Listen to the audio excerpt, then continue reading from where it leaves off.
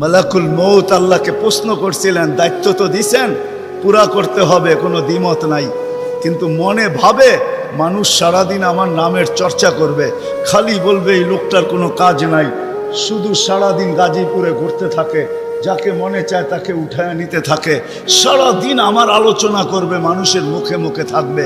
তো আল্লাহ প্রতি উত্তরে বলছিলেন, সাআজআলু লিল মাউতি সাবাবা, আমরা মৃত্যুর কারণ বানায় দিব। ইয়াযকুরু সাবাব ওয়া ইয়ানসা, মানুষ কারণ নিয়ে আলোচনা করবে, তোমার নাম ভুলেও নিবে না।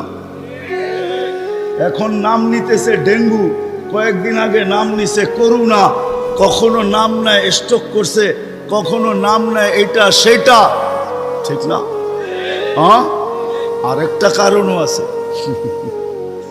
শুধু নবীজির দিকে তাকায়, এই উম্মতের জন্য আল্লাহ এটা করছেন, এই উম্মতের জন্য।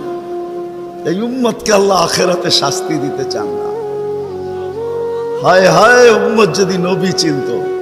আয়সা পড়ছি অবেলা, তো হাতে সময়ও নাই, আর হইল ওয়াজ মাহফিল, অন্য কিছু হইলে হয়তো ওইদিকে চলে যেতাম। নবী